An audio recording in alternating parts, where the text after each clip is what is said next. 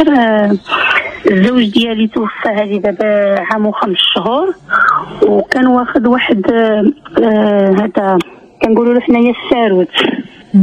عقد هذا عقد ديال تخفيض مخفض، غير الساروت ديال واحد المحل وكيخلص الكرا ديالو.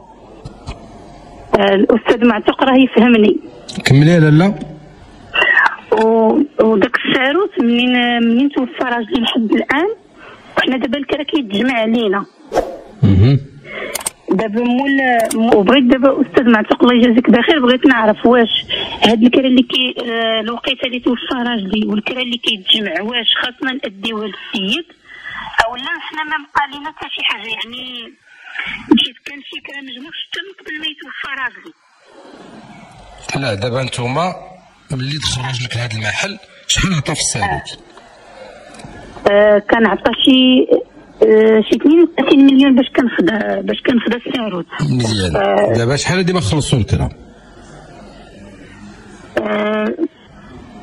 حيت هو تجمع علينا الكرا الاغلبيه في الوقيته فاش كان جات كورونا. ولكن شحال كيتسالب ديال الكرا؟ كيتسال دابا منين كنحسبوا من قبل ما يتوفى راجلي والمورا الموت دابا راه عليه شي 5 مليون. ايوا دابا نتوما اولا الا بغيتو تبيعوا الاصل التجاري حتى واحد ما عنده الحق يمنعكم، انت ما محتاجاش. هو كيمنعنا دابا، هو كيمنعنا وكيجي لتما المحل. اسمعيني قانونيا هذاك الاصل التجاري ديال راجلك، ودابا مات راجلك، رجعتوا ورثتوا نتوما اصل تجاري، رجع ورث ديالكم، ملكيه ديالكم، عندكم الحريه تصرفوا في ذاك الاصل التجاري كيف بغيتوا. غادي تبيعوه وما تهضروش، ما تاخذوش الرخصه من عند مول المحل، تبيعوه، وملي تبيعوه ديروا العقد عند الموثق مثلا، غادي تبيعوه وغادي تخبروا اللي مول المحل، قول له راه حنا بعنا، ماشي غنبيعو، بعنا صافي. وهذاك اللي دخل راه كيبدا يخلص الكرا لمول المحل.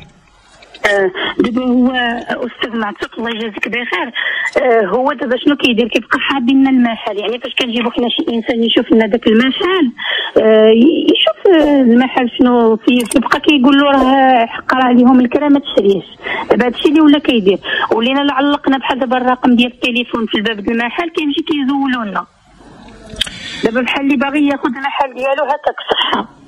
ودابا نتوما خصكم نتوما تجمعوا راسكم، ديروا المسائل ديالكم قانونيه.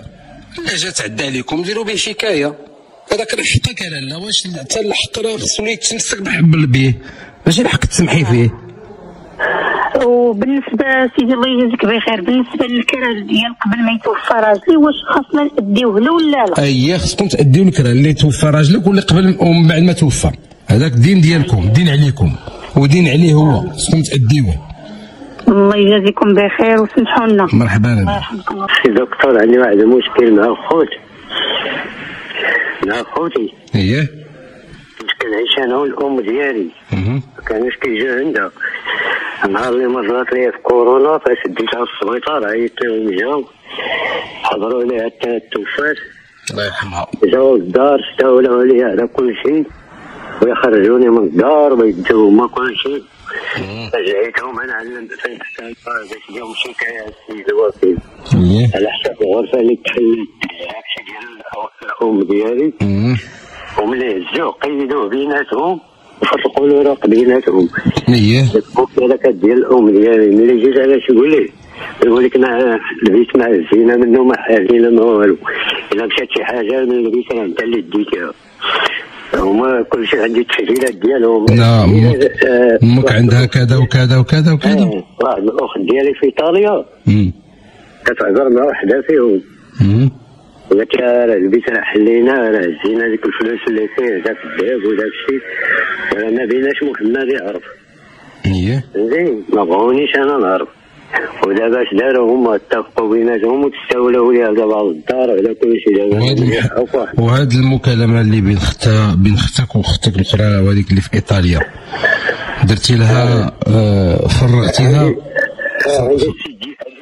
ديالها لا ماشي سيدي، واش درتي لها محضر؟ درت لها محضر عند العون القضائي. اييه مزيان. ودفعتيها للمحكمه في الشكايه؟ ودفعتهم للمحكمه في الشكايه اللي درتي ديال التصرف بسوء النيه في مال المشترك. بسوء النيه. اييه.